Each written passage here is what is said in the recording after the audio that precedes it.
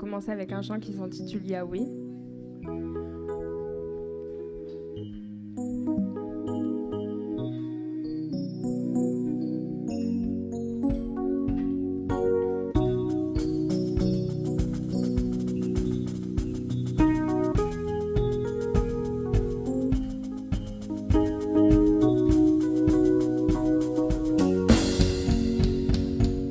L'Éternel est mon berger, de rien je ne manquerai. Oh mon âme, chante mon âme. Pas à pas il me conduit, au bord des eaux calmes je le suis. Oh mon âme, chante mon âme. Oui, toujours le bonheur et la grâce m'accompagneront devant sa face. Dans sa présence, tellement de joie, tellement de joie. Et tant qu'il se trouve auprès de moi, aucun mal mon âme tu ne craindras. Et dans son temps, je reviendrai, je reviendrai.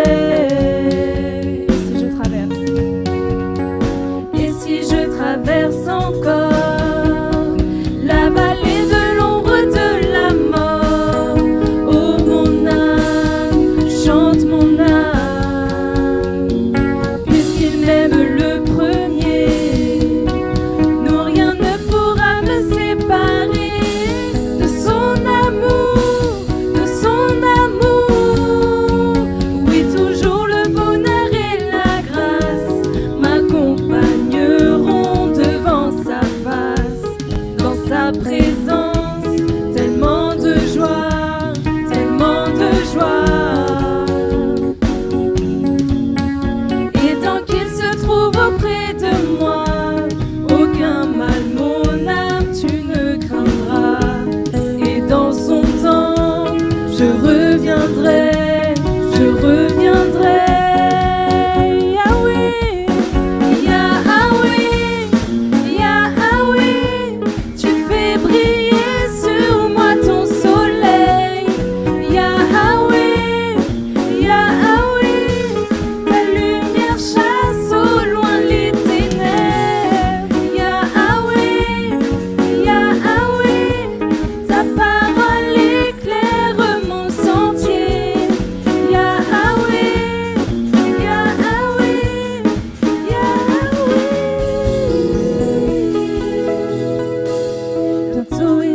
Me chercher, et dans sa maison j'habiterai. Oh mon âme, chante mon âme, sans cesse jusqu'à son retour.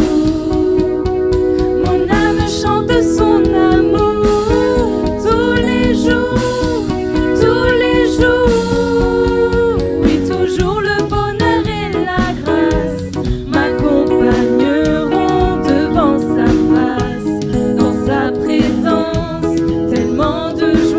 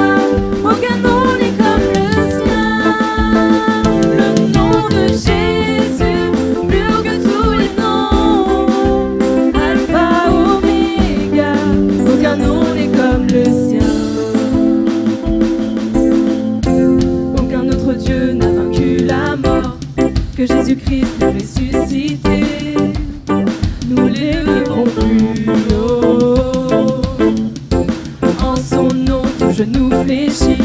En son nom, tout homme est sauvé. Nous invoquons son nom, le nom de Jésus, plus haut que tous les noms. Roi des rois, aucun nom n'est comme le sien. Le nom de Jésus, plus haut que tous les noms. Alpha, Oméga, aucun nom n'est comme le sien. Le nom de Jésus, plus haut que tous les noms. Roi des rois, aucun nom n'est comme le sien. Le nom de Jésus, plus haut que tous les noms. Alpha, Oméga, aucun nom n'est comme le sien. Ton nom est majestueux, Seigneur, sur toute la terre. Ton nom est fort et puissant, ton nom est glorieux et grand. En lui nous sommes sauvés. Le nom de Jésus, plus haut que tous les noms. Roi des rois, aucun nom n'est comme le sien. Le nom de Jésus, plus haut que tous les noms. Alpha, Oméga, aucun nom n'est comme le sien. Le nom de Jésus, plus haut que tous les noms. Roi des rois, aucun nom n'est comme le sien. Le nom de Jésus, plus haut que tous les noms. Alpha, Oméga, aucun nom n'est comme le sien.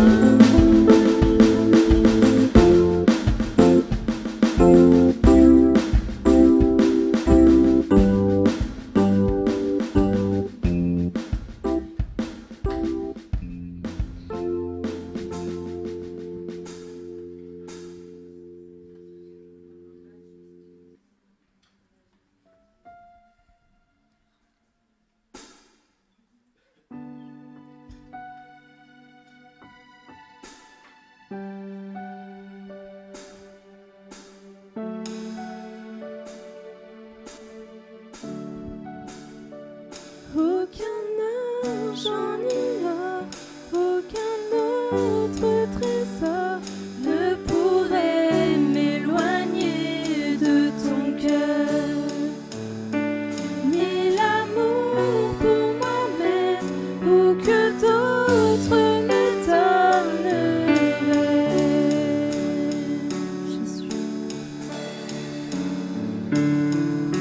Jésus, rien n'est semblable à ta grâce qui m'a sauvé.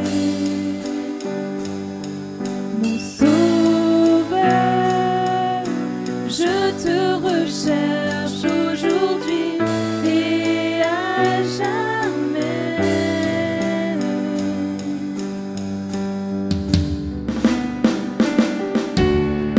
Tel que je suis, je viens à tes pieds. Humblement je me tiens devant ta majesté. En toi je sais que j'ai tout trouvé. Dans ton amour sans fin, dans ton amour sans fin.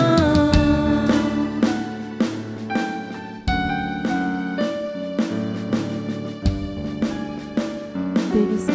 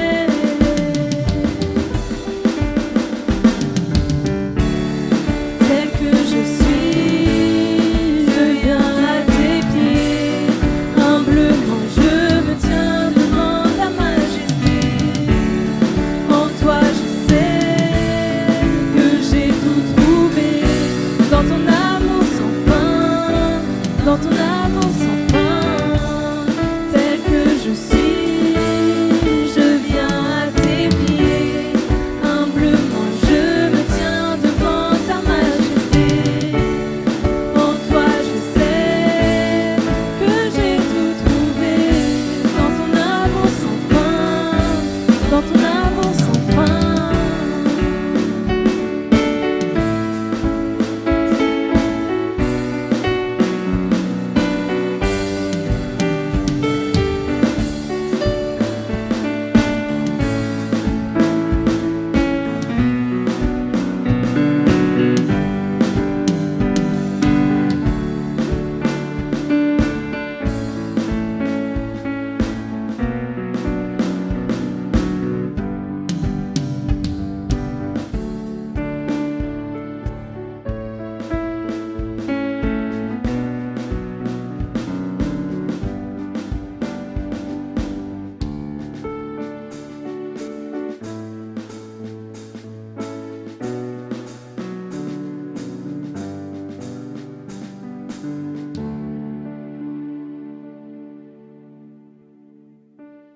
Alléluia.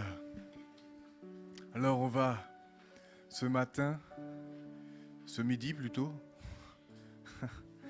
prendre la Sainte Seine tous ensemble et j'aimerais qu'on puisse lire un passage ensemble qui se trouve dans Matthieu 26 à partir du verset 26 qui dit « Pendant qu'il mangeait, Jésus prit du pain et après avoir rendu grâce, il le rompit et le donna aux disciples en disant « Prenez, mangez, ceci est mon corps. » Il prit ensuite une coupe et après avoir rendu grâce, il la leur donna en disant « Buvez-en tous, car ceci est mon sang, le sang de l'Alliance, qui est répandu pour plusieurs pour la rémission des péchés.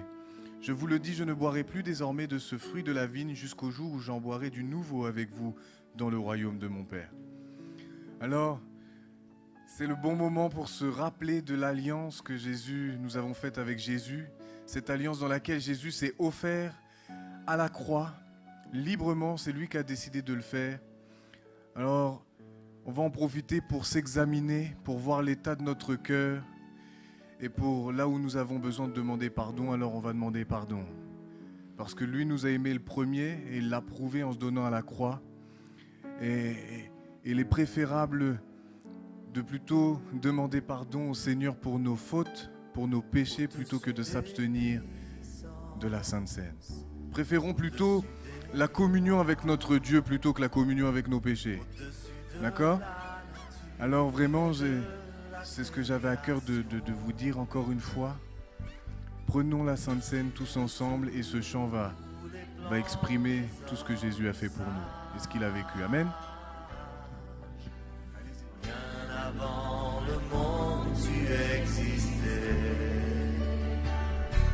Au-dessus des royaumes, au-dessus des trônes, au-dessus des merveilles que ce monde a connues,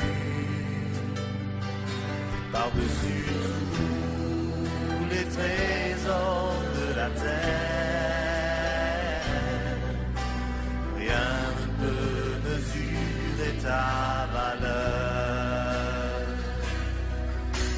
Crucifié, seul abandonné, tu as souffert, méprisé, rejeté, tel une rose, foulée par nos pieds.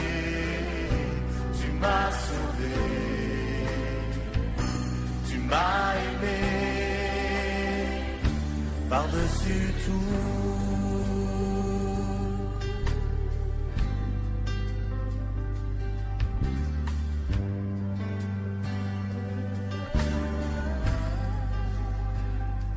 Au-dessus des puissances, au-dessus des rois, au-dessus de la nature et de la création, au-dessus de tous les plans des hommes sages, bien avant le monde tu existais.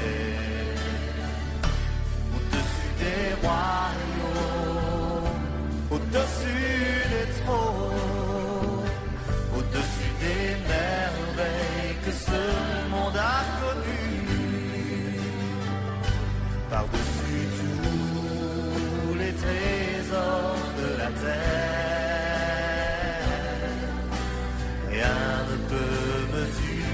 ta valeur. Crucifié, seul abandonné, tu as souffert, méprisé, rejeté, tel une rose foulée par nos pieds. Tu m'as sauvé, tu m'as aimé, par-dessus tout. Crucifié, seul abandonné, tu as souffert, méprisé, rejeté, telle une rose foulée par nos pieds. Tu m'as sauvé, tu m'as aimé, par-dessus tout.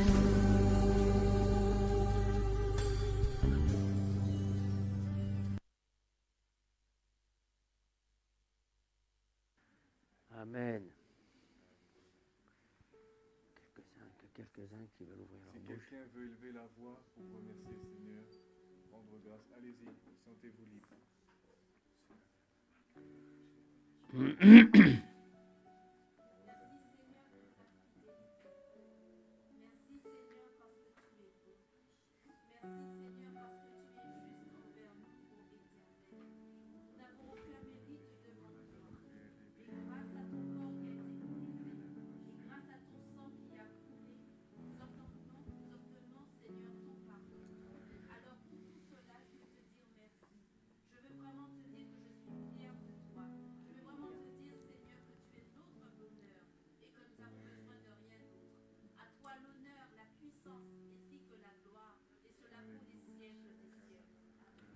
Amen.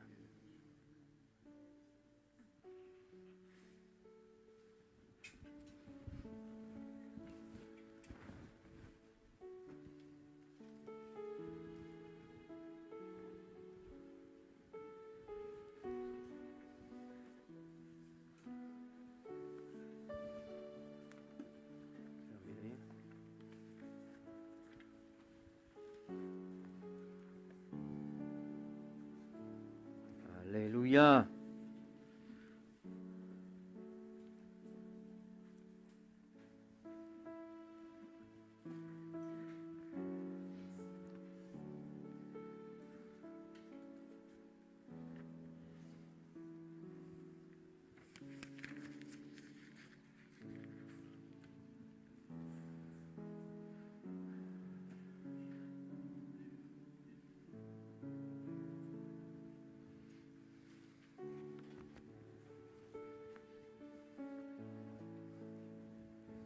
Alléluia.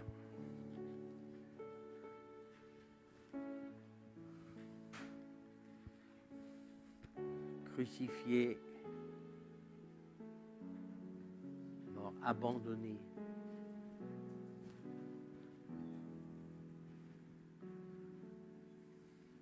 Alléluia. En tout cas, vous ne l'avez pas abandonné. Il y a tellement de personnes qui ont abandonné Jésus après l'avoir connu.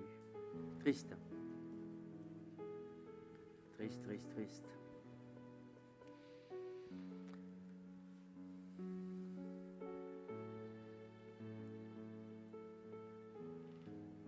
Je voudrais prier pour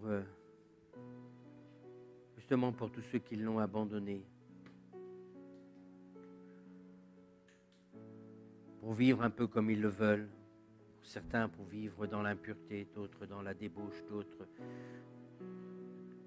enfin, dans le péché complet, dans les plaisirs du monde. Vous voulez bien prier pour tous ces frères, ces sœurs qui ont rétrogradé. Il y en a quelques-uns qui sont en train de revenir et ça, c'est ce qui fait ma joie. Mais dans quel état ils reviennent ?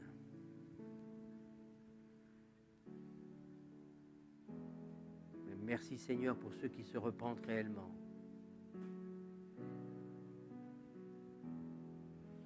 Et merci pour tous ceux qui sont restaurés ou qui vont être restaurés. Père, merci pour Jésus, son amour. Et bien souvent, c'est vrai que nous piétinons ton amour d'une manière ou d'une autre, mais je prie tout spécialement pour ceux qui t'ont plus que piétiné puisqu'ils t'ont abandonné. Et Seigneur, je prie pour que dans ces temps bien précis de calamité, de pandémie, de violence, comment dirais-je, un temps où on a l'impression d'être encore plus loin que Sodome et Gomorrhe. Seigneur, je prie pour que tous ceux et celles qui t'ont abandonné, à quelque degré que ce soit, attire-les, s'il te plaît, Seigneur, dans le nom de Jésus.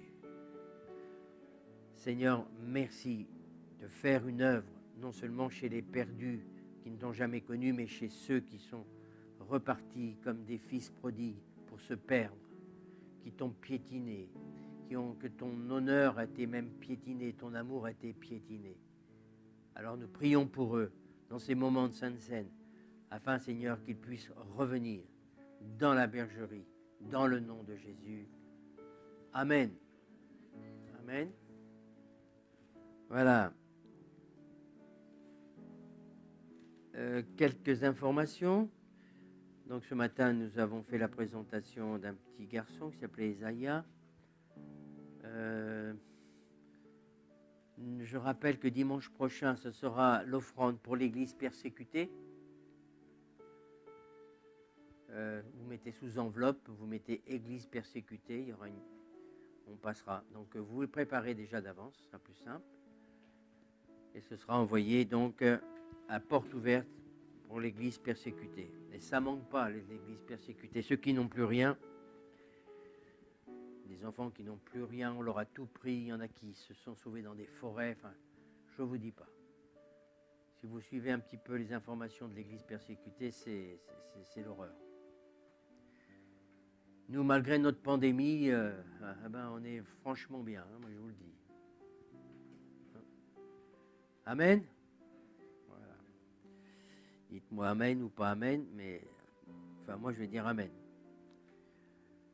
Je rappelle que les cultes sont toujours à 9h30 et midi, si ce n'est que l'on verra pour la semaine prochaine selon l'information qui va nous être communiquée, à savoir s'il y a, comment dirais-je, je ne sais plus comment on appelle ça, hein, le confinement pour le week-end. Donc s'il y a le confinement pour le week-end, c'est sûr qu'il n'y aura pas de culte en présentiel.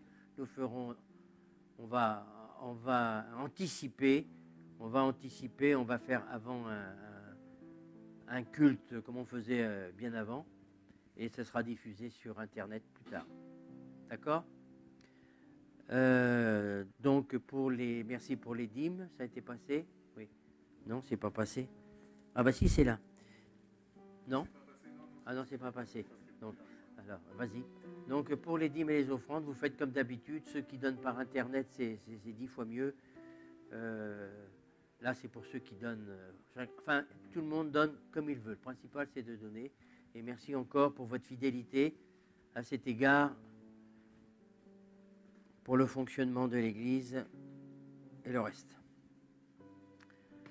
Les anniversaires, il n'y en a pas. Donc on continue. Réunion de prière, réunion d'études bibliques sur Skype, 20h. S'il vous plaît, si vous avez des questions, pour ceux qui suivent, des questions, parce que c'est questions-réponses. Donc si vous avez des questions, vous le mettez sur papier. Et dans la semaine, je vais voir pour répondre à vos questions. Donc vendredi, ce sera questions-réponses, comme on a fait déjà ce vendredi. Vas-y. Père Céleste, on merci Seigneur pour ton amour, merci Seigneur pour le soutien, Seigneur, que tu donnes chaque jour. Merci Seigneur parce que tu es un Dieu d'amour et fidèle. Et merci Seigneur pour tout toute la joie, tu donnes chaque moment, chaque instant, Seigneur. Et remplis-nous nos cœurs, Seigneur, avec ton amour pour avoir la paix et avancer avec toi. Au nom de Jésus. Amen. Amen. Je viens de m'apercevoir, Jérôme, que le micro, il est sous la cravate. C'est peut-être pas bon, ça. Hein?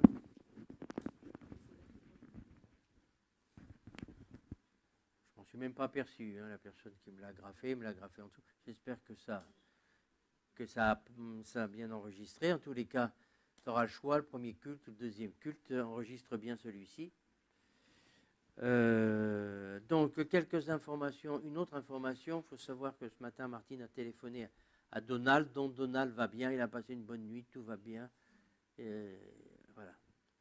La deuxième opération a bien réussi.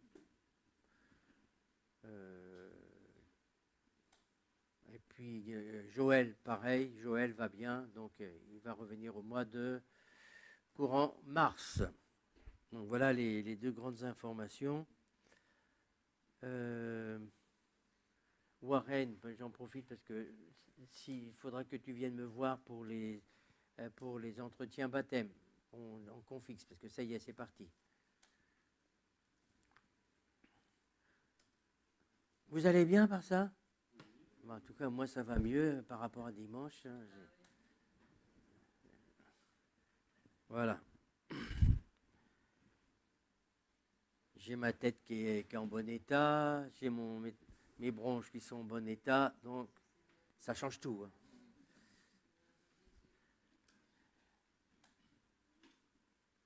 La prédication de ce matin, c'est la sanctification dans tous les domaines de ta vie.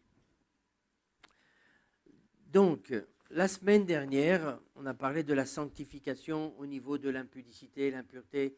Vous vous rappelez que tout vient beaucoup au niveau des pensées.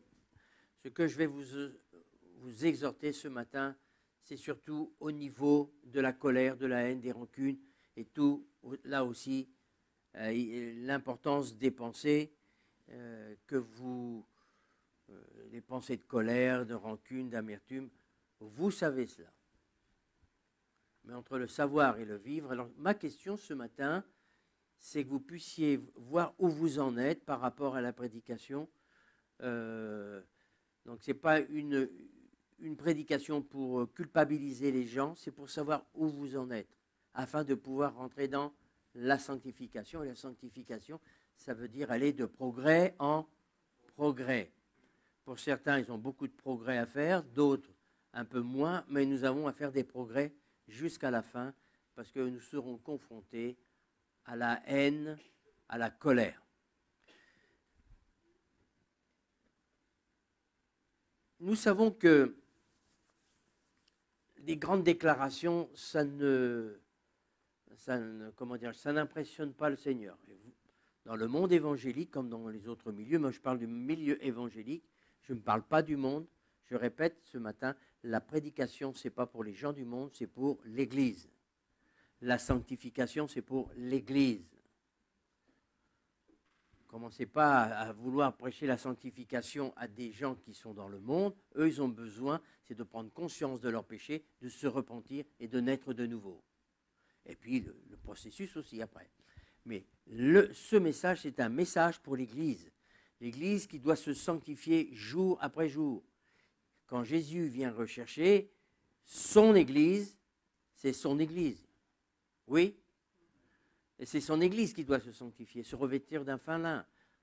Donc on a vu que les deux choses que nous voyons qui fait tomber les chrétiens aujourd'hui, c'est l'impureté sur toutes ses formes, avec la sexualité, tout ce que vous voulez, mais selon le monde. Et le deuxième point, c'est la colère, la haine, la rancune. La haine, la colère, ça dépend où vous en êtes. Hein. Vous allez dire, mais moi je ne suis pas dans la haine. Non, tu n'es peut-être plus dans la haine, mais tu es peut-être dans la rancune. Pour ça, je dis, il y a des étages. Mais en tous les cas, c'est toujours alimenté ici avec des pensées de colère par rapport à des situations ou des personnes. Alors, vous êtes d'accord avec cela? Un petit amen, hein, on est en présentiel, je peux encore entendre les gens qui me disent amen. Parce que quand, comment dirais-je, sur Internet, on n'entend pas les gens dire Amen. Bon, on apprend tous, hein, tous ceux qui prêchent, ils apprennent à prêcher à une salle vide. Mais sachant qu'elle n'est pas vraiment vide parce que les gens ils vont écouter. Mais dans le monde artistique aussi, ils apprennent.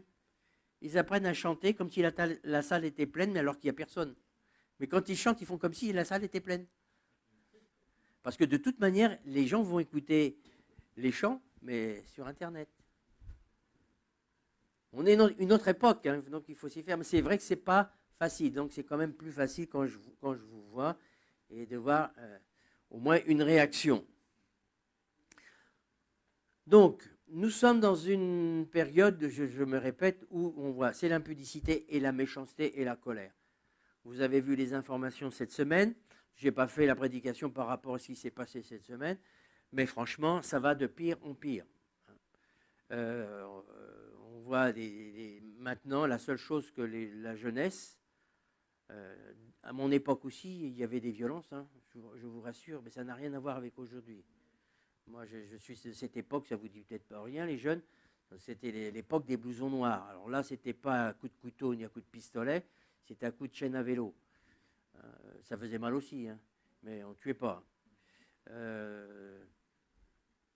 Mais toute époque, il y a de la violence, il y a de la colère, il y a de la haine. Mais là, on est arrivé à un paroxysme où c'est même des jeunes 12, 13. Et tout le monde dit, mais pourquoi? Mais comment ça se fait? C'est simple. C'est simple. Dieu a été éjecté des écoles. Dieu, c'est dans vos églises et puis basta. Non. Mais on voit le résultat. On voit le résultat. Des vidéos. Hein, alors les vidéos de tout ce qui est impur, comment on considère les femmes objets, enfin, on ne va pas revenir là-dessus, mais aussi la violence. La violence est à la télé, sur Internet, on ne voit que ça. Alors, quand les chrétiens s'amusent à regarder ça, là il y a un problème. Là vous n'êtes pas du tout dans le sens de la sanctification. Tu vas traduire consciemment ou inconsciemment ce qu'on t'enseigne, ce que tu vois, ce dont tu parles, et dans nos cités, et même plus dans les cités. Avant on disait c'est l'affaire des cités, mais c'est plus du tout l'affaire des cités. Partout, c'est toute la jeunesse qui est comme ça.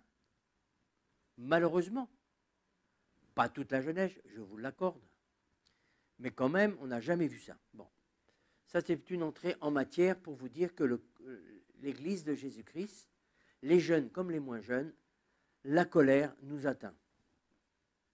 Oui? Oui.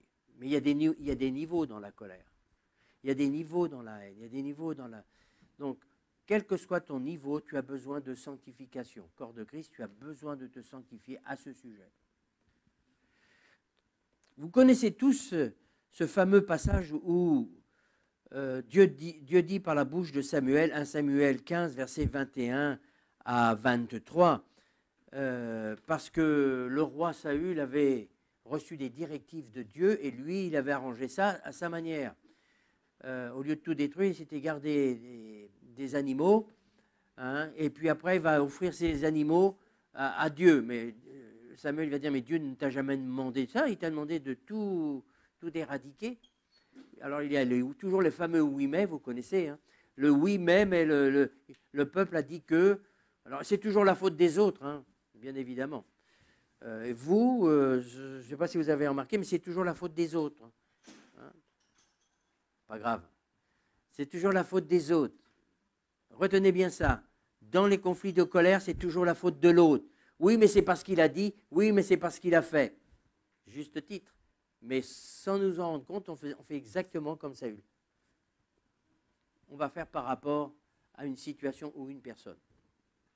Donc, il dit, l'obéissance vaut mieux que tous les sacrifices et l'observation de la parole de Dieu vaut mieux que la graisse des béliers. Ça veut dire que ce n'est pas à nous d'arranger les choses dans notre sens. Hein. Je répète, je parle à des chrétiens, c'est pour l'Église de Jésus-Christ. Beaucoup manipulent, arrangent la parole de Dieu comme ça les arrange. Mais l'obéissance à la parole de Dieu vaut mieux que tous les sacrifices que tu peux faire, tous les beaux cantiques que tu peux chanter, tout ce que tu peux faire pour Dieu, ça, c'est nul. Tu es dans la désobéissance. Dieu veut que nous lui obéissions par amour. Ça n'a pas été le cas de Saül, qui a été, au verset 23, il est dit, car la résistance à la parole de Dieu n'est pas moins que les théraphim. Et c'est là que Dieu va rejeter, verset 23, puisque tu as rejeté la parole de Dieu, il te rejette comme roi. Donc, la résistance, je parle à des chrétiens, je sais que je me répète, mais j'appuie là-dessus. On sait des choses, mais on résiste à la parole de Dieu. La parole de Dieu dit ça, mais on résiste, parce qu'on n'a pas envie. Alors, la colère, vous savez ce que c'est que la colère, hein? Tout le monde connaît le Notre Père, c'est « Pardonne-nous nos offenses comme nous pardonnons à ceux qui nous ont offensés ». Donc, mes amis, vous n'avez pas le choix, je n'ai pas le choix, je dois pardonner, parce que si je ne pardonne pas, je vais rester dans la colère. Vous le saviez tous. Vous le saviez tous. Alors comment se fait-il que bien souvent nous restons dans des positions de colère par rapport à des situations? Ce matin, je continue à répéter ce que j'ai dit tout à l'heure. Je parle aux couples, dans les familles, parce que c'est là où il y a de gros problèmes. Et ce n'est pas une élite, hein, c'est tout le monde, le pasteur y compris. Tous les couples, il y a des accrochages, il y a des montées en parole, des colères. Alors, il y a ceux qui sont arrivés au niveau de sanctification, je ne vais pas donner de chiffres, mais parce qu'ils ont été de progrès en progrès. Donc, mais il y a encore de la marge. Je connais personne, même si ce n'est pas vu. Moi, si vous me demandez, est-ce que toi, tu te mets jamais en colère? Moi, je me mets en colère. Même si elle n'est pas toujours apparente, elle peut être une colère. Allô? Il y a encore un autre niveau. Parce qu'on peut maîtriser sa langue, on peut comment dirais-je, donner l'apparence qu'on n'est pas en colère, mais on est en colère. Comme on peut donner l'apparence qu'on a pardonné, mais on n'a pas pardonné. Tout ça, c'est lié. Hein. Donc, ce matin, c'est un message qui est important. Pourquoi? Parce que Jésus a dit au niveau de la parole, celui qui m'aime, c'est celui qui obéit à ma parole. Donc, vous n'avez pas le choix, en tant que disciple, d'avoir à pardonner même ce qui est impardonnable. Ça va loin, là. Souvent, en tant qu'être humain, on se dit, une fois ça va, 2 fois, 3 fois c'est trop. Hein. Et dans nos couples, nous avons, c'est pas ni 1 fois, ni 2 fois, ni 10 fois, ni 20 fois. Il y en a hein, pour les futurs mariés, on est confronté à ça. Donc, nous sommes confrontés à ce qu'on appelle la colère. La colère, c'est quelque chose d'humain, mais nous pouvons aller de progrès en progrès, c'est-à-dire que cette colère, vous ne serez plus le coléreux que vous avez été il y a 1 an, il y a 2 ans. Je ne sais pas comment vous étiez avant, il n'y a que vous qui le savez. Hein?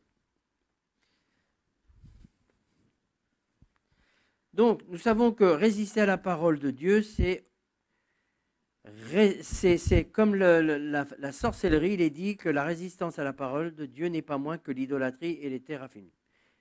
Les théraphim, c'est les petites divinités qu'on appelle les idoles familières que l'on mettait en protection dans les maisons ou sous les chameaux ou sous les ânes pour être protégés. Donc c'est de la sorcellerie, c'est de l'idolâtrie.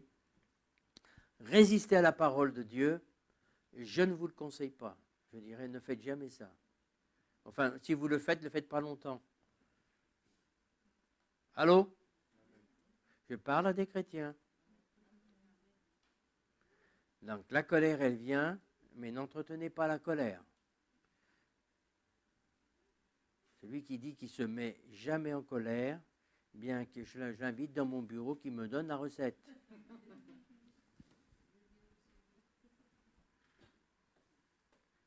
Il y a la colère explosive, il y a la colère intérieure, mais il y a la colère avec l'amertume, la hargne intérieure, par rapport à des situations. Et je dis surtout des situations qui sont injustes, des paroles qui sont injustes.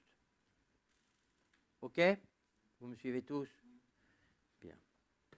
Jésus a été en tout point obéissant à son Père, même pour monter à la croix. Jésus, dans l'Évangile de Jean 14, verset 15, il dit « Si vous m'aimez, gardez mes commandements. » Et le premier commandement, je vous l'ai dit la semaine dernière, c'est « Tu aimeras le Seigneur ton Dieu de tout ton cœur, de toute ton âme, et ton prochain comme toi-même. » Et le prochain, qui c'est? C'est celui qui est à côté de toi, c'est ton mari, c'est ton enfant, c'est ton collègue de travail, c'est ainsi de suite.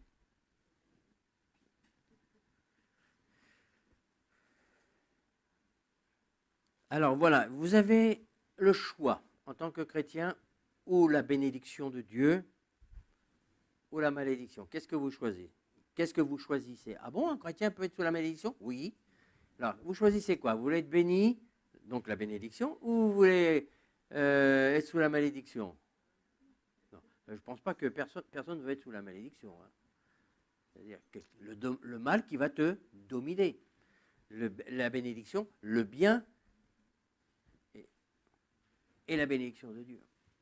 Alors, le premier point, l'obéissance à la parole de Dieu amène la faveur de Dieu. Qui veut la faveur de Dieu? Tout le monde, on veut tous la faveur de Dieu. Amen. On veut tous la faveur de Dieu, parce que pour nous, Dieu, c'est une réalité. Je veux rentrer dans les faveurs de Dieu, que Dieu me soit favorable, que Dieu me soit propice. Je vous rappelle, vous qui connaissez un peu l'Ancien Testament, qu'on appelait le propitiatoire, afin que Dieu soit propice, me soit propice. C'est-à-dire, on versait le sang des animaux pour le péché, afin que Dieu me soit propice. Et ça s'appelait le propitiatoire. Donc, on veut tous que Dieu nous soit propice. On connaît la bénédiction de Dieu, qu'on soit béni de Dieu. Bon, vous me rassurez. Donc, elle amène en tous les cas la faveur de Dieu, l'obéissance à la parole, la décision d'obéir à la parole de Dieu, amène la bénédiction sur vos vies. C'est un principe spirituel et biblique. Il vaut mieux y croire. Parce que c'est peut-être ben que oui, peut-être ben que non. C'est pas peut-être ben que oui, peut-être ben que non. C'est la bénédiction ou alors tu perds la faveur de Dieu. Et on va voir qu'on peut, en tant que chrétien, perdre la faveur de Dieu.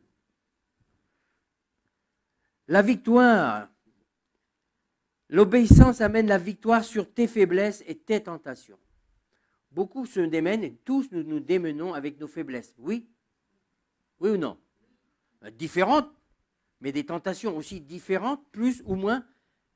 Mais c'est quand nous sommes dans l'obéissance et que nous marchons selon la parole de Dieu que tu vas être vainqueur dans tes faiblesses parce que tu as la faveur de Dieu. Ou alors tu t'installes dans tes faiblesses et tes tentations. Et alors là, ce n'est pas la victoire. Hein. Tu t'installes dans tes faiblesses, tu t'installes dans tes tentations, et ainsi de suite.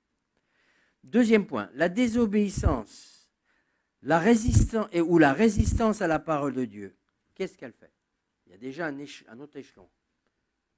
Elle brise l'onction de Dieu. On a vu la faveur de Dieu, elle brise l'onction.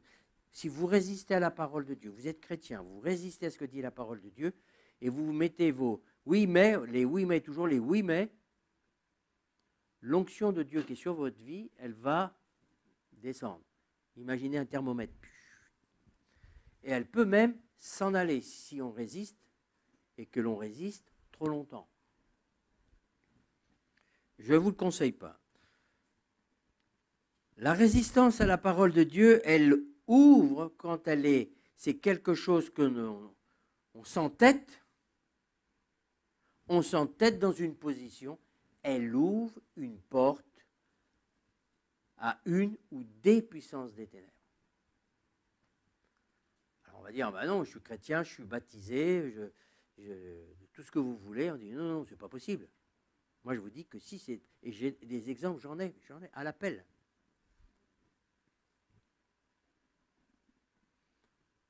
Résister un petit peu, c'est déjà pas bien, mais si vous persistez et résistez dans le temps, ça c'est une porte que vous entrouvez pour qu'une puissance des ténèbres puisse venir. Pourquoi? Parce que vous faites exactement comme Satan fait. Satan résiste. Il résiste à Dieu, il résiste à sa parole, il ne veut pas se soumettre à Dieu. En fin de compte, toi tu es chrétien et tu as décidé que tu pouvais rester chrétien sans te soumettre à la parole de Dieu. C'est d'une simplicité. Mais il y a tellement de prédications qui disent le contraire. Moi, je vous dis, vous avez beau même pu être baptisé dans le Saint-Esprit, si vous êtes à un moment donné dans la résistance à la parole de Dieu, et pour l'impureté, c'est les deux points, hein, et sur la colère, et dans la colère, comme dans l'impudicité, c'est là où j'ai vu des gens où les puissances sont venues. Aujourd'hui, c'est sur la colère. Alors, je vais peut-être être un peu moins long que ce matin, mais j'ai donné un exemple qui remonte très très très loin. J'étais jeune converti, je peut-être pas 4 ans de conversion, et je faisais la cuisine dans les camps de jeunes, et j'avais connu une jeune fille qui avait à peu près 17 ans, et on avait lié amitié, elle venait m'aider, voilà, c'était une nouvelle. Et puis, super, une fille super. Et puis l'année d'après, je refais ce camp, et je vois la fille, et je dis, tiens, je vais aller à la réunion, un peu avec les jeunes. Et à un moment donné, ceux qui connaissent peut-être les assemblées de Dieu, à cette époque-là, c'était monsieur pas Le Filate, c'était Balverne, monsieur Balverne. C'était un ancien drogué qui est pasteur de Clamart, une grande église. Mais c'était un ancien drogué, donc il était là en tant qu'intervenant, il était pasteur stagiaire. Il était pasteur stagiaire.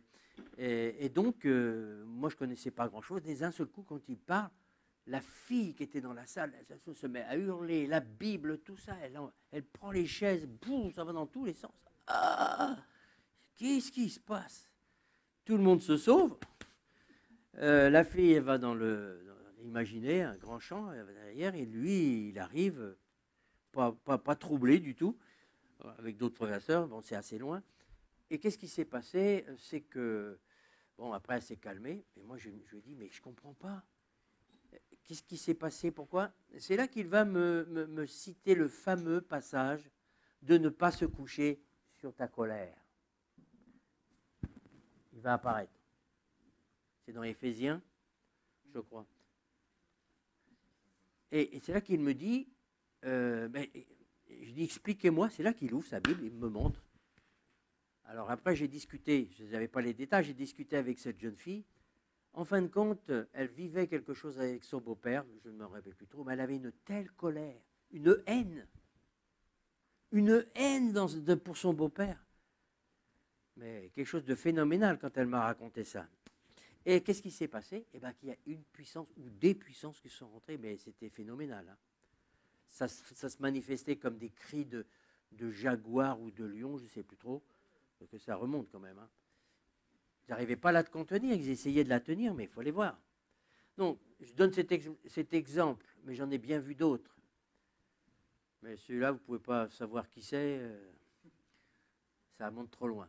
Si vous vous mettez en colère, donc ça veut dire que se mettre en colère, c'est déjà pas bien, mais il n'est pas dit que c'est un péché. Tu te mets en colère, c'est quand tu restes sur ta colère, quand tu alimentes ta colère, et quand tu décides de ne pas lâcher ta colère.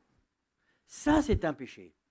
Et là, si tu continues longtemps, assez longtemps, tu es en train d'ouvrir une porte aux puissances des ténèbres. Alors, si vous vous mettez en colère, ne péchez point.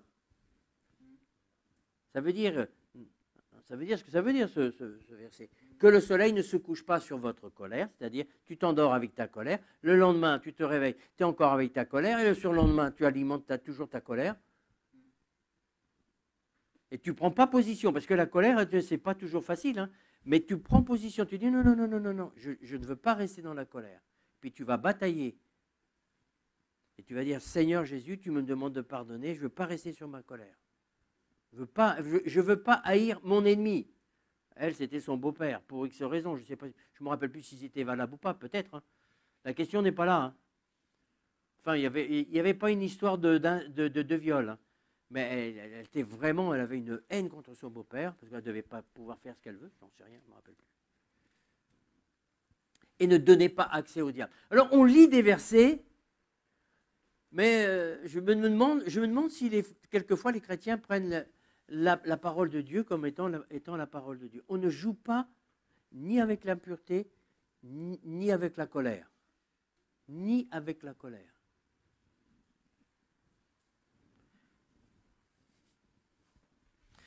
Donc, on voit que la désobéissance à la parole de Dieu brise la faveur de Dieu sur nos vies, elle brise l'onction du Saint-Esprit sur nos vies, et la résistance, elle ouvre une porte à une puissance des ténèbres.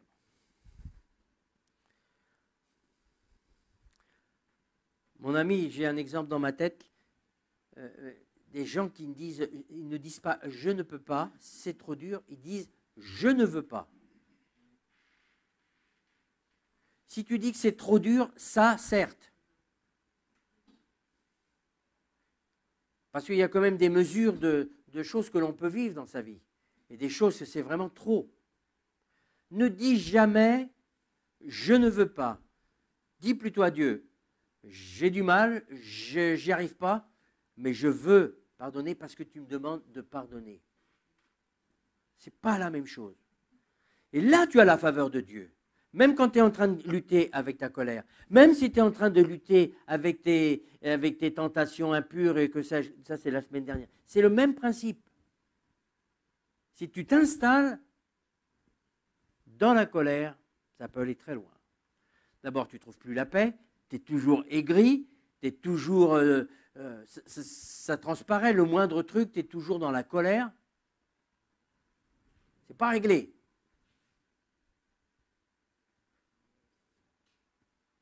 C'est surnaturel. C'est surnaturel. Après le culte, tout à l'heure, il y a des personnes qui sont venues me voir, qui avaient vécu justement dans leur décision, comment ils avaient été libérés, tout ça. Puis d'autres, c'est autre chose. Donc les prédications, c'est fait pour ça. Hein. Ce n'est pas pour mettre celui-là il est mauvais, celui-là il est bon. C'est pour que vous puissiez aller de progrès en progrès et plaire à Dieu. Et c'est pas comme je le disais aussi, c'est pas pour plaire à ton mari, ou c'est pas pour Marie pour plaire à ta femme, c'est pour plaire à Dieu. Ouais. C'est ni pour plaire à ton mari, ni pour plaire à ta femme, ni pour plaire à tes enfants, ni pour plaire au pasteur, c'est pour plaire à Dieu. Et puis que le diable il soit en colère, ouais, ça ne marchera pas, et regarde, tu ne te rends pas compte de ce qu'ils ont fait, mais quand même, oui. La colère, elle ne vient pas comme ça toute seule, c'est parce qu'on vous a fait mal. Ça a fait mal quelque part.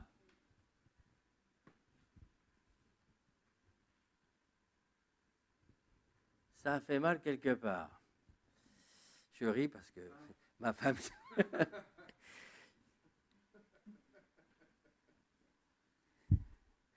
Donc, je lis Éphésiens 4, versets 26 à 27.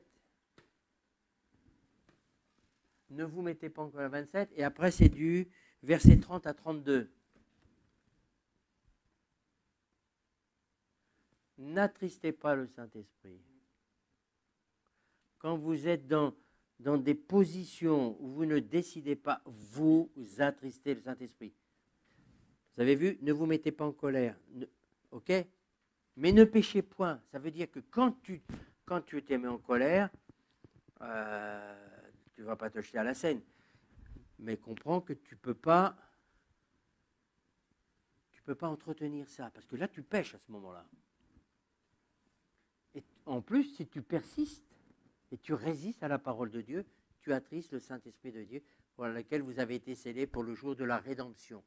Que toute amertume, quelle que soit la forme, toute animosité, toute colère, toute clameur, toute calomnie, toute espèce de méchanceté disparaissent du milieu de vous. Soyez bons les uns envers les autres. Et vous savez que souvent, la colère vient de ce que l'on nous a dit. La langue, c'est terrible. Vous avez été blessé, ça a provoqué quelque chose, vous vous mettez en colère. Vous vous reconnaissez quand même. Hein, mais le problème, c'est que c'est tous les jours, quoi. Donc, il vaut mieux bien comprendre. Il vaut mieux bien s'installer, hein, comme ils disent pour la chanson, les pieds bien au sol. Je ne comprends pas trop ce qu'ils veulent dire comme ça. Être bien ancré, là. Ben, dans la parole de Dieu, c'est pareil. Armez-vous. Parce que ça, on y est confronté tous les jours. Si ce n'est pas ton mari, c'est ton voisin. Si ce n'est pas ton voisin, c'est ton enfant. C'est ton petit-fils, c'est ta petite-fille. C'est tout le monde. Ton travail, ton collègue de travail, ton chef, et ainsi de suite. Le client, si tu es dans le commerce. Tout. Je vous promets, mes amis, c'est le plus gros combat, il est là. Je reviens de la semaine. C'est ici. C'est les pensées de ce qu'on t'a dit. Ça fonctionne là-dedans. Ça te pollue. Et puis toi, tu restes là-dessus. C'est pour ça qu'il faut régler les choses tout de suite. Même si c'est méchant, même si c'est faux, ah ben, tu ne vas pas dire que c'est pas faux. Moi, j'ai encore expliqué, j'arrête pas d'expliquer ça.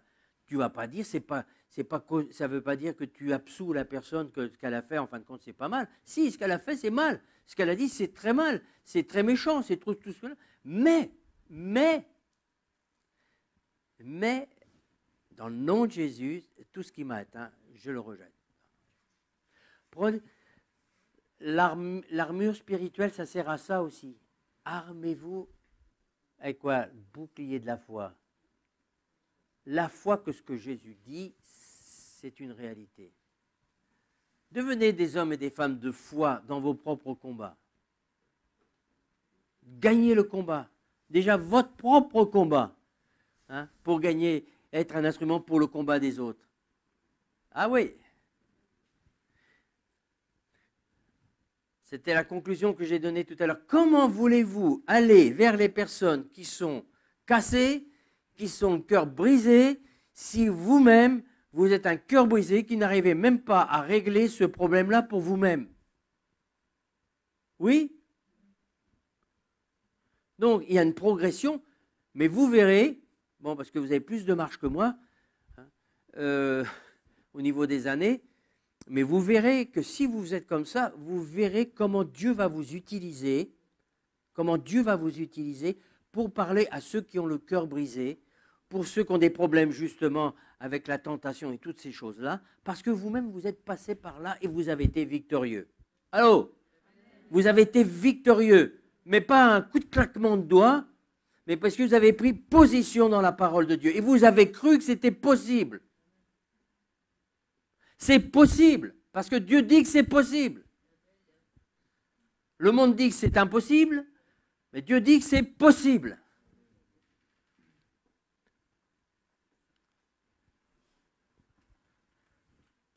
Nous devons raisonner comme Dieu. Alors, nous devons décider de la sanctification dans tous les domaines de notre vie. Je viens de l'exposer. Donc, vous devez décider de pardonner. Encore.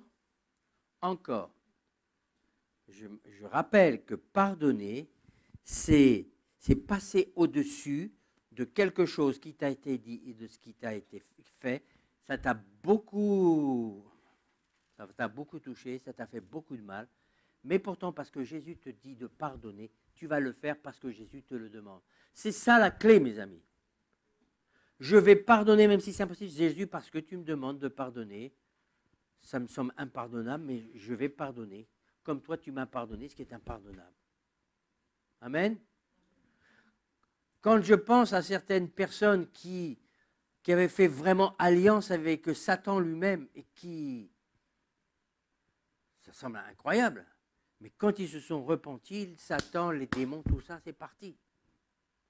Ceux qui étaient dans une vie complètement dissolue, Dieu leur a pardonné parce qu'il leur a demandé pardon.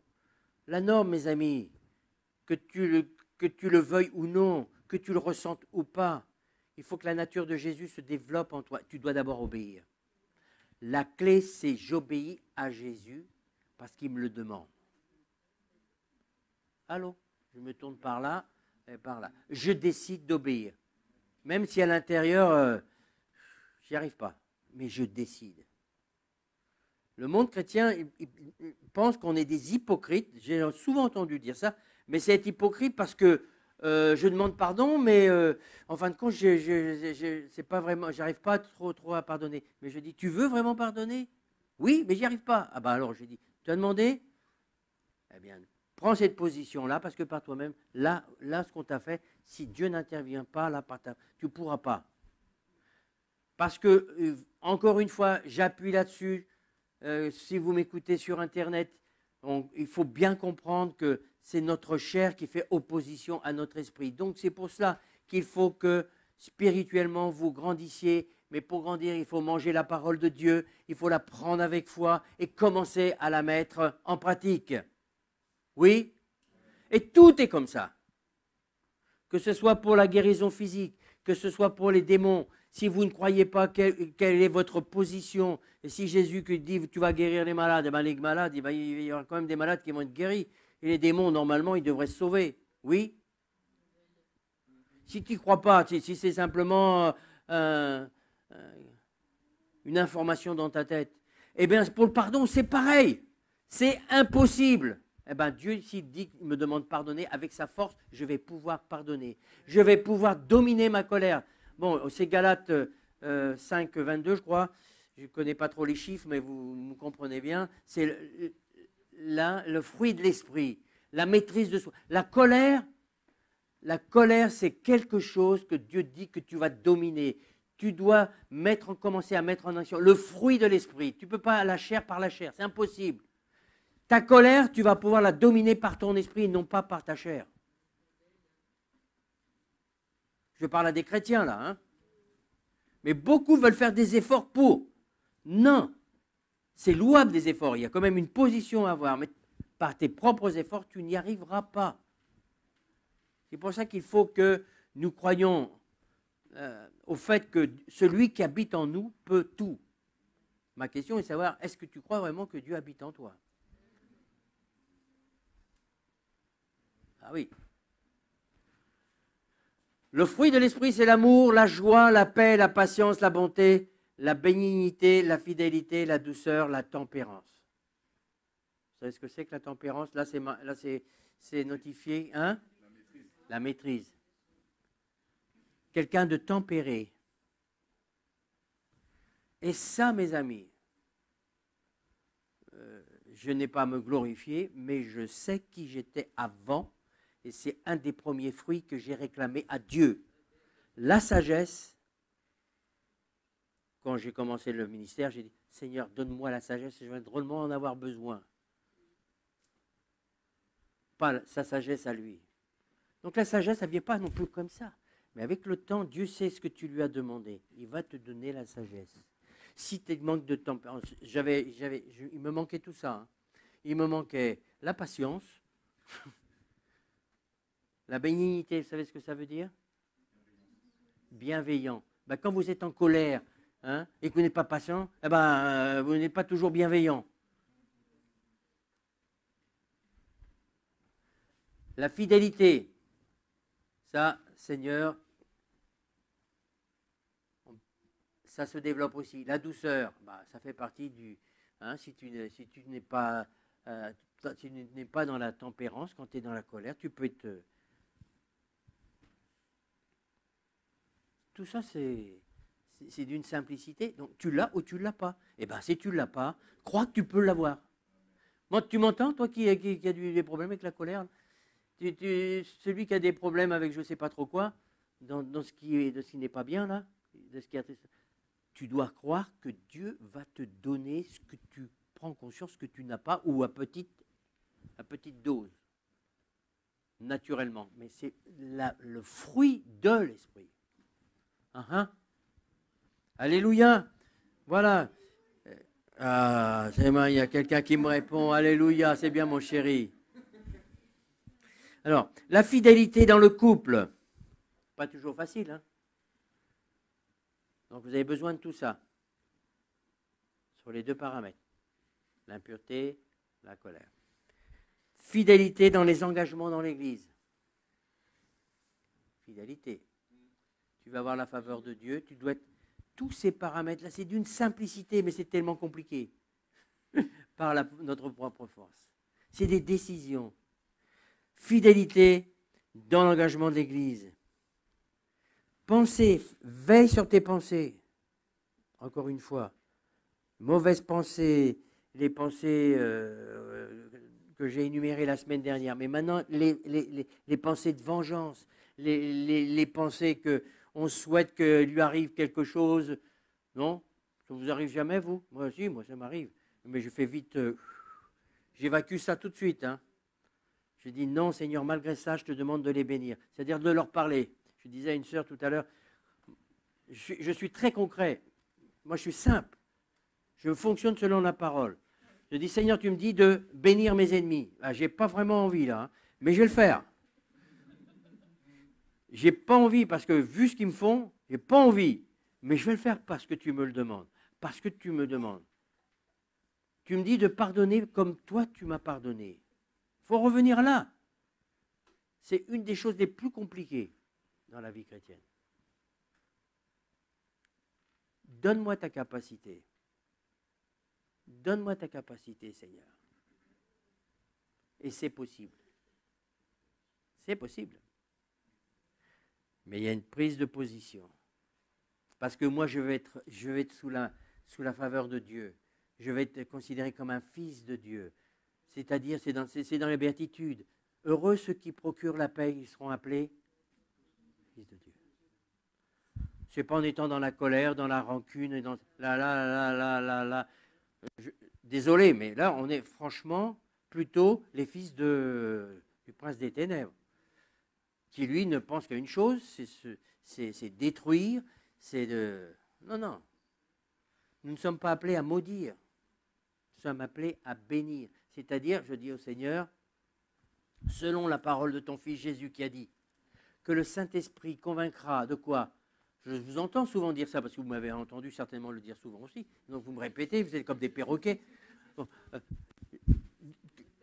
que le Saint-Esprit convaincra de péché, de justice et de jugement. Maintenant, c'est bien de le savoir, mais est-ce qu'on le croit réellement? Je parlais à une sœur tout à l'heure qui était un peu dans les pleurs. Je lui ai dit, mais tu peux pas convaincre ton mari, c'est impossible. C'est une belle démarche, quoi, parce qu'elle voulait que son mari se convertisse. Mais j'ai dit, remets ça, regarde dans quel état tu es. Remets ton mari dans les mains de Dieu. Tu as fait tout ce que tu pouvais. Et arrête de le bombarder à coup de versets bibliques, là. Fais comme moi, moi c'est mon fils. Je dis plus rien. Quand j'ai une occasion, je parle un petit peu comme ça. Mais c'est Dieu qui va convaincre, mes amis. Il arrive un moment, il n'y a plus rien à faire. Vous avez dit, quand l'occasion se présente et que la conversation, allez-y, remettez-en encore une couche. Hein, mais ne prenez pas la tête des gens. On ne peut pas convertir les gens. C'est le Saint-Esprit qui va convaincre de péché et de jugement. Donc, si vous croyez à cela, que vous le déclarez, ça met en action le Saint-Esprit. Sinon, c'est vous qui êtes en action. Vous ne pouvez que dire ce qu'il y a à dire à ce sujet, mais vous ne pouvez convaincre personne. Le problème, c'est ça, on croit bien faire, mais ce n'est pas nous qui pouvons convaincre. On doit aimer les gens comme ils sont. Ton mari n'est pas converti, eh ben aime-le quand même. Démontre par des choses précises. Tu ne vas pas cautionner ce qu'il dit, tu ne vas pas cautionner ce qu'il fait, certes, C'est pas ça, hein. Mais soyez des exemples. Enfin, demandez à Dieu que vous soyez des bons exemples. On n'est jamais des exemples parfaits, mais on doit espérer et soupirer à être des exemples. Parce que la colère, ça casse tout, ça casse les couples, ça casse les familles. Enfin, le diable, lui, il est content. Il se frotte les mains. Continuez à vous déchirer comme ça, c'est bien. La fidélité dans l'engagement de l'Église, de penser comme Dieu pense et de raisonner. Et ça, c'est votre travail, mes amis. Ce n'est pas le mien. Votre travail, c'est de lire la parole de Dieu, de vous accaparer de ce que dit la parole.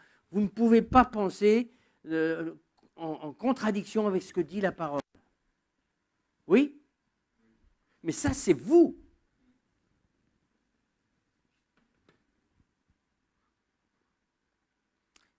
Et le dernier point, c'est d'obéir à l'autorité déléguée.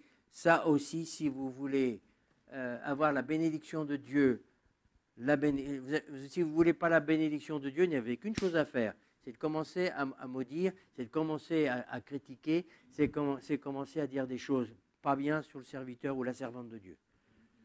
Alors, ce n'est pas moi qui le dis, on le lit. Il dit, obéissez à vos conducteurs. Évidemment, si je vous dis de faire des choses contraires à la parole de Dieu, il ne faut pas m'obéir. Hein. Bah oui, parce qu'il y a des gens qui prennent ça comme ça. Hein. Il y a des pasteurs qui disent, mais la Bible dit que vous devez obéir à vos conducteurs. Mais se servent de la parole, en fin de compte, pour pouvoir dominer sur les gens et que les gens puissent faire ce que lui, il veut. Vous n'êtes pas là pour faire ce que je veux, vous êtes là pour faire ce que Jésus vous dit de faire. Depuis le début que j'ai commencé l'Église, j'ai dit toujours, le jour où je déraille, suivez pas les mêmes rails que moi. Hein. Ah non, non, non. La vérité, c'est Jésus. Donc, obéissez à vos conducteurs. Ayez pour eux de la déférence, c'est avoir du respect. Ah oui, ça, beaucoup ont oublié ça. Et de la déférence, car il veille sur vos âmes. Je suis censé veiller sur vous, donc je dois vous dire des choses pas toujours qui vous plaisent. Mais en tous les cas, ce que je prêche ce matin, je sais que c'est important. Vous voulez une vie dans l'onction, vous voulez une vie qui plaise à Dieu, vous voulez avoir la bénédiction de Dieu, vous voulez être vraiment fort quand vous êtes dans des situations, des tempêtes, ben c'est ça la solution. La sanctification dans vos pensées pour l'impureté et la sanctification dans vos pensées avec la rancune, la médisance, voilà, la colère. Afin qu'il le fasse avec joie et non en gémissant, ce qui serait d'aucun avantage ni à vous-même ni à moi. Amen. J'ai terminé, je crois que je suis dans les temps, impeccable, dans 5 minutes. Je voulais quand même rappeler, j'ai oublié un verset. Le verset, c'est Matthieu 5, versets 21 à 26. Là aussi, j'ai pris que des exemples de ma vie au départ. Alors, vous voyez, ça, c'est quelque chose que j'ai compris il y a longtemps, que j'ai mis en pratique et remis en pratique. Je pensais que jamais je pourrais vivre une situation pire que ça. Ah bah j'en ai vécu encore une pire. Mais c'est là quand vous mettez le rétroviseur, vous vous dites dans quel état j'étais à une telle époque à travers une situation. Et puis Dieu va permettre d'autres situations, mais vous n'avez pas passé la même chose. Vous allez voir comme votre statut spirituel en tant qu'enfant de Dieu ne va pas être la même. Normalement, les situations doivent faire de vous des hommes et des femmes à la stature de Christ. Amen. Mais, merci, là j'ai quelqu'un qui...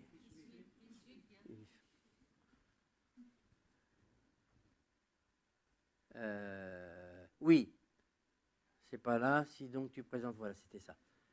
Si donc, voilà, la colère. Mais moi, je vous dis, encore la colère, hein, que quiconque se met en colère contre son frère, pas spécialement son frère de la même de sang, son frère, mérite d'être puni par les juges. Et qui dira à son frère Raka, ça veut dire bon à rien, imbécile, mérite d'être puni par le Sanhédrin, que celui qui lui dira insensé mérite d'être puni par le feu de la géhenne. Waouh, c'est vrai. Donc, le verset 23, tu es dans cette situation-là. Si donc tu viens à l'église pour présenter ta louange, hein, alléluia, comme dirait mon supporter là-bas, alléluia. Si donc tu viens dans le temple, tu viens à l'église, tu présentes ton offrande à l'autel, et que là tu te souviennes que ton frère a quelque chose contre toi. Là, c'est même pas toi qui as quelque chose. C'est ton frère a quelque chose. Un détail, mais je vais m'arrêter là. Hein. Donc, vous avez bien compris ça. Va d'abord te réconcilier avec ton frère. Oui. Eh bien, mes amis, des fois, il n'y a pas possibilité de se réconcilier parce que l'autre partie ne veut rien entendre, ou que sais-je. Mais toi déjà, tu dois devoir pardonner ce qu'il t'a fait, ou ce que tu as subi. Alors, je terminerai comme j'ai fait tout à l'heure. Cet exemple, c'est là que j'ai tout appris. Je ne vous donnerai pas la deuxième situation parce que tout est enchaîné comme ça. C'était par rapport, quand je me suis converti, je n'étais pas encore baptisé du Saint-Esprit. Ça veut dire, ça remonte quand même. Hein.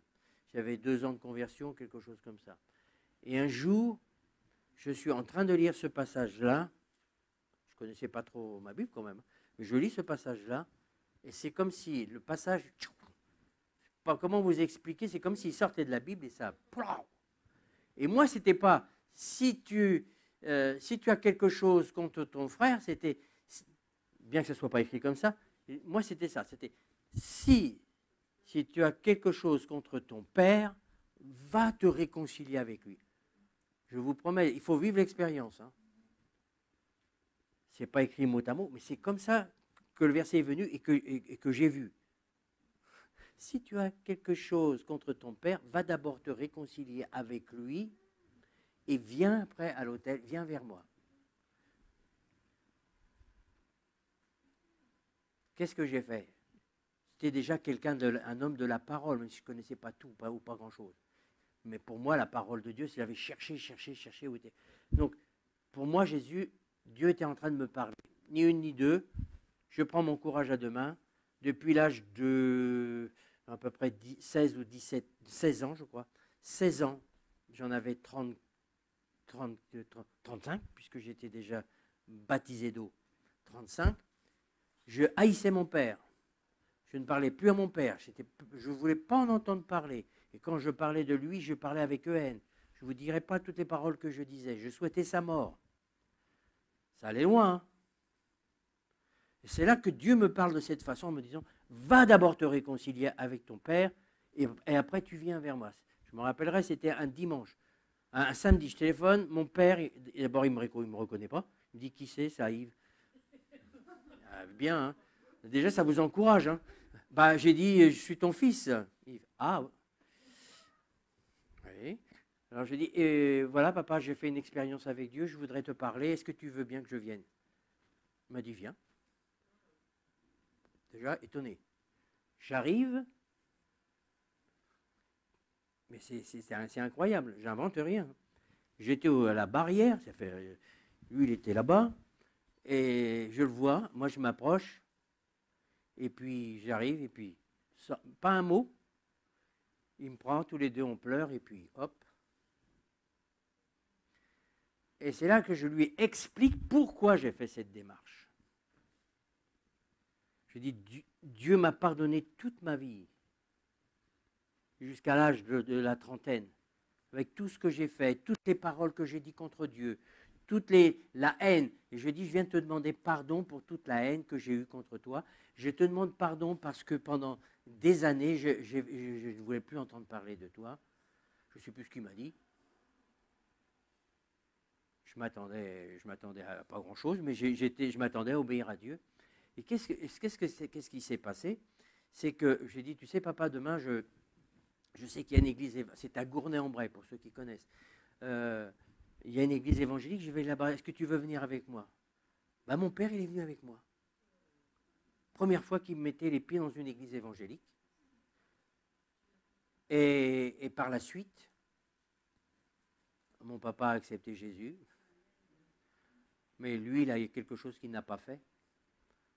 Et c'est Martine qui a recueilli ses dernières paroles. C'est que j'ai une sœur, une demi-sœur, et elle-même ne comprend pas pourquoi, mais il n'a jamais voulu parler à ma demi-sœur, et il n'a jamais voulu lui pardonner quoi, j'en sais rien, elle-même ne sait même pas. Toujours est-il que lui, il est mort en ne voulant pas accorder le pardon à ma sœur. Mais en tous les cas, entre lui et moi, il m'a pardonné. Il m'a pardonné. Et qu'est-ce qui s'est passé? C'était le dimanche. Le mardi soir, on avions réunion de prière. Moi, j'étais content, j'avais fait ce que je devais faire. J'étais content parce que j'avais obéi à Dieu. C'était dur, dur, dur, vous ne pouvez pas savoir. Et toute la misère que j'ai vécue dans mon enfance, jusque dans mon adolescence, parce que mon père était parti, il nous avait abandonnés, enfin je ne vous dis pas le reste. Donc j'obéis à Dieu. Le mardi, je vais à la réunion de prière. Bon, je crois que je vous l'ai déjà raconté, mais je vais le raconter pour la 1e fois. Parce que ça montre que quand on obéit, il y a une conséquence. Dans vos décisions, il y a toujours une conséquence. Soit la bénédiction de Dieu, soit la malédiction reste sur vous.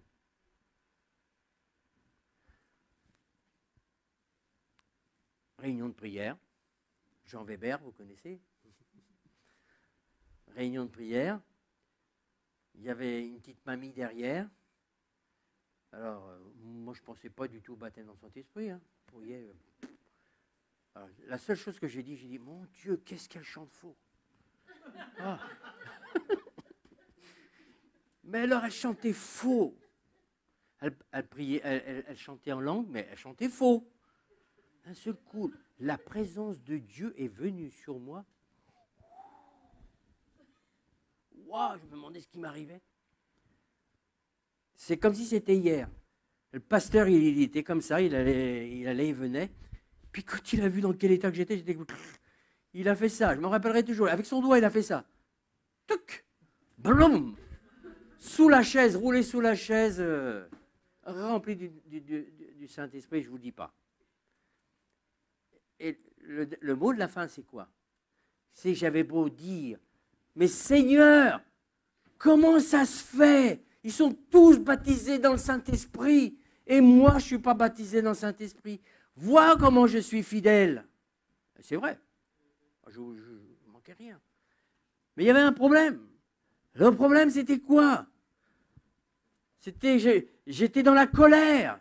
J'avais nourri cette colère pendant des années et des années.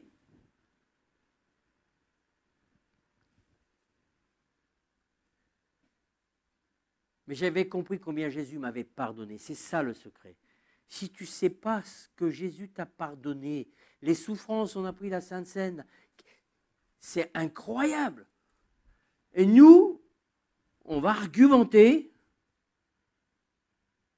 Il a dit, pardonne-nous nos offenses comme nous pardonnons à ceux qui nous ont offensés. Mais des fois, c'est plus qu'offensés. Hein.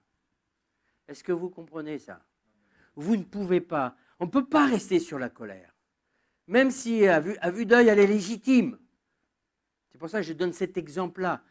On dirait, mais c'est légitime. Attends, ton père vous a laissé comme ça? Et aujourd'hui, je peux en parler, il est mort. Donc, ça ne va pas... Hein, j'aurais pas raconté ça quand il était de son vivant.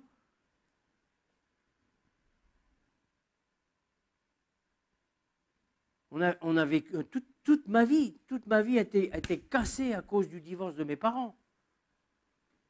Toute ma vie. Toute ma vie, je lui en volais dans l'état où elle était. Ma maman, elle était seule. On a vécu dans une cabane de jardin. On n'avait rien. Quand j'étais petit, déjà à 12 ans, j'étais obligé de glaner des pommes de terre dans les champs quand j'étais encore à la campagne. On n'avait rien à manger. Ah, vous me direz, c'est une autre époque. Oui, mais c'est pas si vieux que ça quand même. Hein.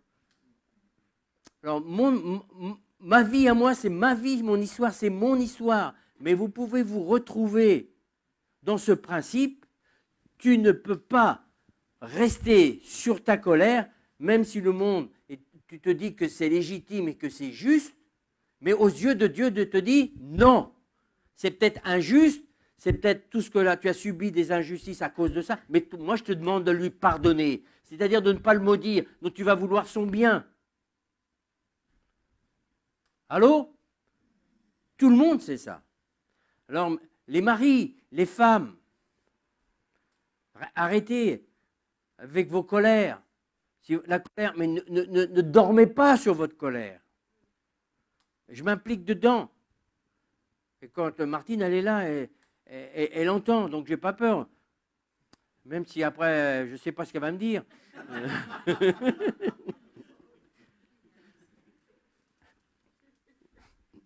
Non, ça ne dépend pas de ce que l'autre va dire ou va faire, mes amis.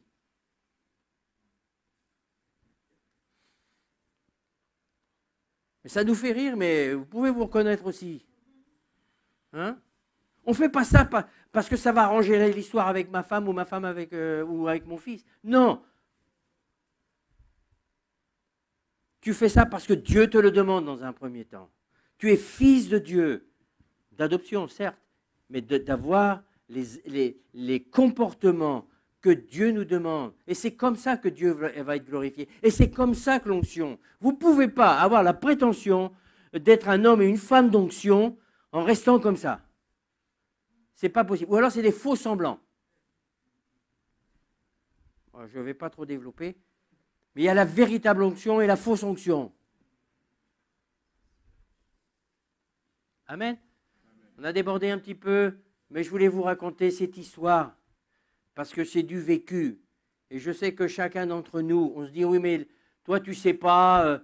Je ne sais pas. Attends, si tu veux que je te raconte mon histoire, tu vas voir. Parce que ça, elle ne s'arrête pas là, mon histoire. J'en avais 35. Hein, aujourd'hui, j'en ai 74, vous faites le compte. Il y a d'autres choses qui me sont arrivées. Mais quand vous commencez à fonctionner comme ça, vous êtes en train de passer un palier parce qu'à la prochaine chose, vous êtes déjà armé pour affronter cette situation. Amen? Allez, on se lève.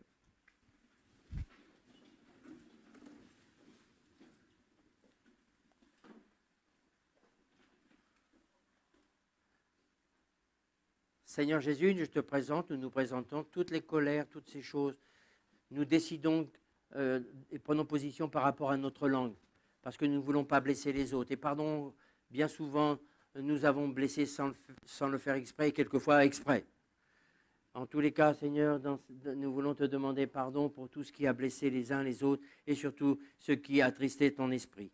Seigneur, donne-nous d'être vrais les uns avec les autres, que ce soit dans les couples, que ce soit dans le monde du travail, avec toute personne. Nous te demandons, Seigneur, de nous donner ta capacité. Nous voulons avoir cette maîtrise. Nous voulons être des gens bienveillants tout en étant vrais. Seigneur, je prie pour que le caractère de Jésus se développe dans l'Église de Jésus-Christ, dans le monde entier, mais dans cette Église, Seigneur, où tu m'as placé, afin que le relais soit passé correctement et que tout à chacun, tes disciples, puissent manifester le fruit de l'esprit, que ça puisse toucher les gens, mais surtout toucher ton cœur. Je prie pour que, Seigneur, chacun, à travers cette maturité spirituelle, et notamment dans le pardon, la sanctification, puisse être dans ta propre main vers les personnes que tu permettras à tes enfants de côtoyer, afin qu'ils puissent être ta main. Dans le nom de Jésus, je veux proclamer: soyez des artisans de paix, soyez des artisans de pardon, soyez des artisans de comment dirais-je, bénignité, ça veut dire quoi ça déjà? De bienveillance, voilà. Soyons bienveillants les uns avec les autres dans tous les domaines. Amen, dans le nom de Jésus. Voilà mes amis, j'ai dépassé 10 minutes. Voilà. T'es resté quand même. Voilà. En tous les cas, merci au groupe de louanges et bravo aux filles, là, parce que moi j'ai été à la répétition, c'était comme ci, comme ça, mais ce matin, c'était comme ça. Et ils savent très bien que si je leur fais des compliments, que c'est sincère. C'est jamais de la pommade dans le dos. Parce que quand c'est pas bien, je leur dis aussi. Franchement, c'est bien. Vous avez bien fait. Avec Myriam, la nouvelle choriste. Gabi est bien arrivée en Angleterre avec des péripéties. Quand elle est arrivée pour prendre le train là-bas, le test devait être arrivé selon le laboratoire. Et le test n'est pas arrivé, elle ne pouvait pas prendre. Et puis heureusement qu'il y avait une tente où ils pouvaient prendre des tests en 15 minutes, sinon elle ne pouvait pas prendre le train. Donc elle est arrivée à Londres, voilà.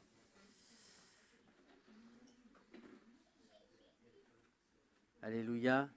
Donc je vous ai donné, j'ai donné les nouvelles des grands malades, là qui sont plus malades. Alléluia. Vous pouvez partir? Vous pouvez partir? Alors tu as fait... Merci pour donner la liberté à ta femme. Ah oui, quand même. Bah oui, mais c'est parce qu'elle peut... Salut mon ami Gaëtan. Ça va? Et au fait, tout est bien arrivé dimanche pour les dons au Rhum.